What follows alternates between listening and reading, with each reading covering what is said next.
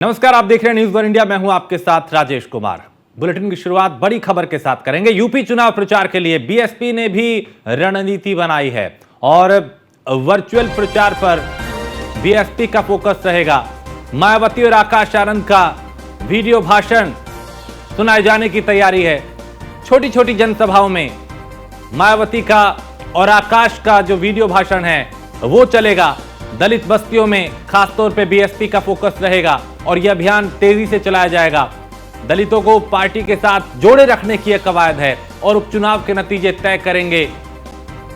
UP में BSP का कद 2012 के बाद से ही लगातार यूपी में बीएसपी का जो वोट प्रतिशत है उसमें गिरावट आई है। 2017 में 19 सीटों के साथ बीएसपी को 22.23% वोट मिले।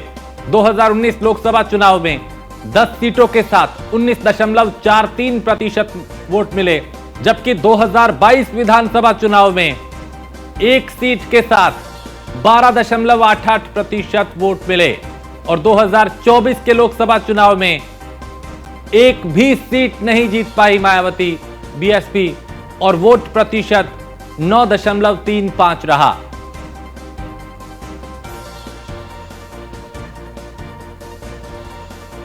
तो दलित बस्तियों में खास तौर पर बीएसपी इस अभियान को चलाएगी जिसमें मायावती और आकाश आनंद के भाषणों को चलाया जाएगा।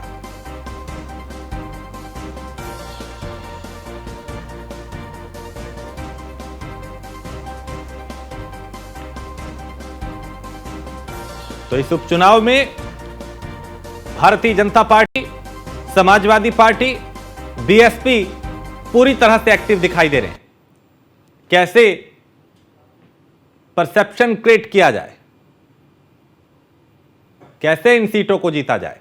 तो उपचुनाव क्यों खास है? दरअसल मिल्कीपुर से अवधेश प्रसाद पहले विधायक थे, फिर सांसद बन गए, तो ये सीट खाली हुई।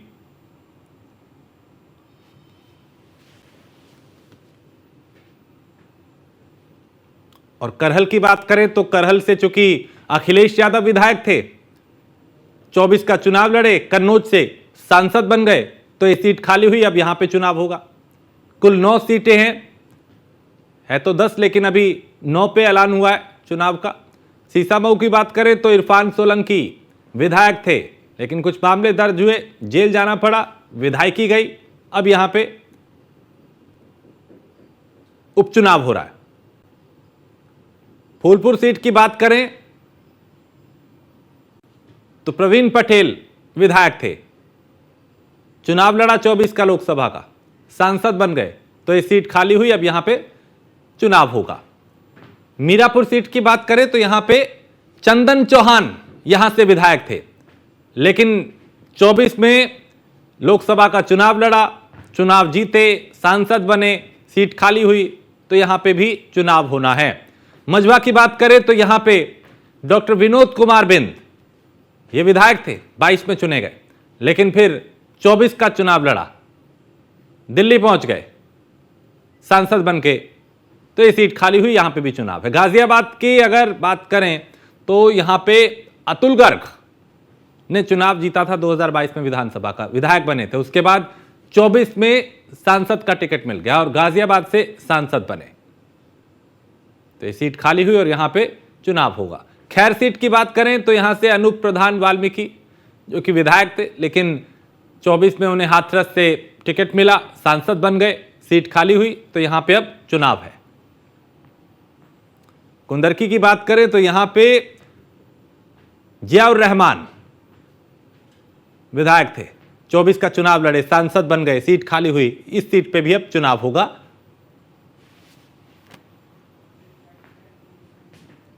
और लालजी वर्मा कटहरी की अगर बात करें, लालजी वर्मा विधायक थे, उसके बाद 24 का चुनाव लड़े, अंबेडकर नगर से सांसद बन गए, सीट खाली हुई, तो यहां पे भी चुनाव होना है।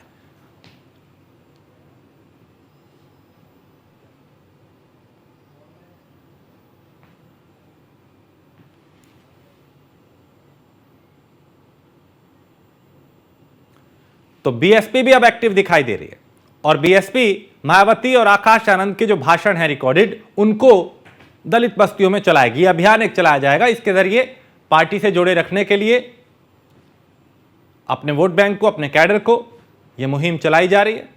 उन्हें एक संदेश दिया जा रहा है कि हम पूरी तरह से एक्टिव है इस चुनाव में, क्योंकि मायावती का गिरता हुआ ग्राफ चिंता का विषय है, ना सिर्फ मायावती के लिए बल्कि पार्टी के लिए भी,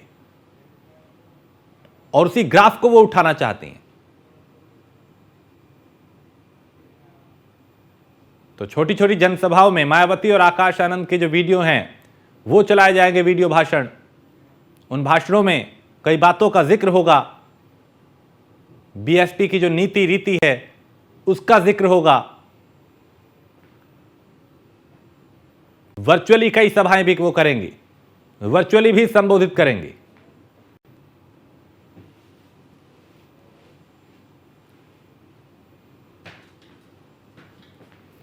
तो उत्तर प्रदेश का ये 9 सीटों का विधानसभा उपचुनाव बेहद दिलचस्प मोड़ पे, चूंकि एक तरफ समाजवादी पार्टी और बीजेपी में कांटे की टक्कर, पोस्टर वॉर उनमें जारी है, और दूसरी तरफ उन्हीं को चुनौती देने के लिए मायावती भी पूरी तरह से एक्टिव दिखाई दे रही हैं। अब मायावती का एक्टिव होना सपा को नुकसान पहुंचाएगा या बीजेपी को, ये नतीजे बताएंगे, लेकिन फिलहाल हर पार्टी की अपनी अलग रणनीति है।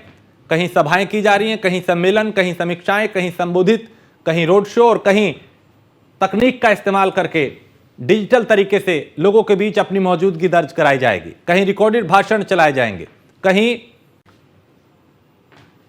अलग अलग तरीके की रणनीतियां हैं।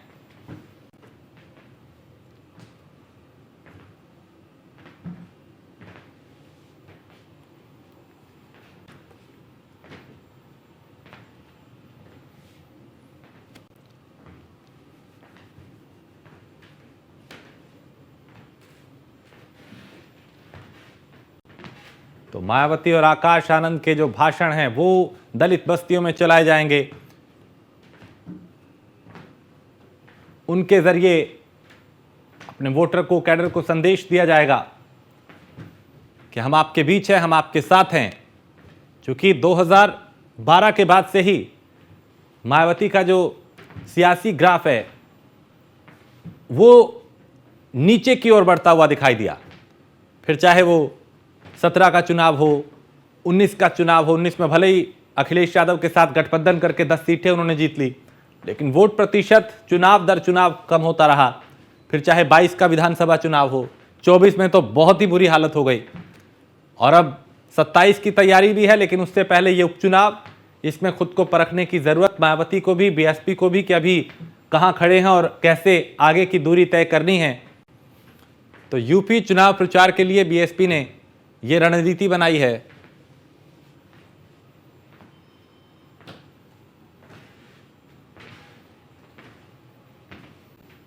और बीएसपी की ये रणनीति कितनी कारगर साबित होगी ये आने वाला वक्त बताएगा। और एसके वाजपेयी लखनऊ से हमारे संवाददाता इस पर ज्यादा जानकारी के साथ। एसके, एक तरफ तो सपा और बीजेपी आमने सामने, दूसरी तरफ अब मायावती भी चुनौती दे रही हैं, और ये डिजिटल तरीके से जो प्रचार प्रसार मायावती करेंगी, क्या उसके जरिए संदेश देने की कोशिश? बिल्कुल निश्चित तौर पर, क्योंकि अगर हम देखें तो बीएसपी सुप्रीमो मायावती कोशिश कर रही हैं कि उत्तर प्रदेश में अपने वोट बैंक को बचाए रखा जाए, वोट बैंक को पार्टी से जोड़े रखा जाए। यही एक वजह है कि अब इस उपचुनाव में बीएसपी मायावती उत्तर प्रदेश में रैलियां न कर रही हो, इन रैलियों की जगह पर बीएसपी की तरफ से रिकॉर्डेड भाषण, जिसमें बीएसपी सुप्रीमो मायावती और साथ ही साथ आकाश आनंद दोनों के रिकॉर्डेड भाषण अब दलित बस्तियों में चलाए जाएंगे, जिसकी कोशिश होगी कि इन भाषणों के जरिए बीएसपी अपने लोगों को एक मैसेज दे कि बीएसपी उनके साथ खड़ी है, उनके हक अधिकारों के लिए लड़ रही है, ताकि वो बीएसपी से जुड़े रहें। इसकी एक बड़ी वजह है कि बीएसपी अब जहां एक तरफ मायावती के भाषणों को दलित बस्तियों में चलाया जाएगा, तो दूसरी तरफ मायावती के भतीजे आकाश आनंद के भाषण भी इस दौरान प्ले किए जाएंगे। इसकी सबसे बड़ी वजह है कि 2012 के बाद से जब जब उत्तर प्रदेश में चुनाव हुए, बीएसपी का वोट प्रतिशत गिरता गया। तो हालांकि 2007 से लेकर 2012 तक उत्तर प्रदेश में बीएसपी ने पूर्ण बहुमत की सरकार चलाई, लेकिन उसके बाद से बीएसपी के दिन खराब होने शुरू हो गए। 2017 में चुनाव हुआ तो 22% वोट था, 2019 में चुनाव हुआ तो 19% बचा, और जब 2022 का विधानसभा चुनाव हुआ तो ये घटकर 12.88% हो गया। हालांकि जब 2024 का लोकसभा चुनाव हुआ, जो कि इस बार का चुनाव है, जिसमें एक भी सीट बसपा नहीं जीत पाई और वोट प्रतिशत उसका घटकर मात्र 9.35% रह गया। तो ये बहुत सारी वजहें हैं जिसको लेकर बीएसपी अपनी पार्टी की स्थिति को प्रदेश में बनाए रखने के लिए तो पहले कभी उपचुनाव में नहीं जाती थी, इस बार उपचुनाव मैदान में भी उतर रही है। साथ ही साथ कोशिश बीएसपी की तरफ से जरूर होगी कि अब इन चीजों के जरिए एक मैसेज दिया जाए कि हम साथ खड़े हैं, राजनीतिक रूप से लगातार बीएसपी संघर्ष कर रही है। ये मैसेज देने की कोशिश बीएसपी सुप्रीमो मायावती की तरफ से और इसके जरिए से बीएसपी अपने रिकॉर्डेड भाषण देगी, जो कि बीएसपी के स्थानीय नेता छोटी छोटी रैलियों में, छोटी छोटी सभाओं में, अलग अलग जगहों पर इनको प्ले करेंगे और इसके जरिए ये बताने की कोशिश होगी कि बीएसपी उनके हक अधिकारों के लिए लगातार काम कर रही है। ठीक है, बहुत शुक्रिया इसके इस तमाम जानकारी के लिए। तो यूपी चुनाव में वर्चुअल प्रचार पे बीएसपी का फोकस रहेगा और इसके लिए पार्टी अब तैयारी कर रही है।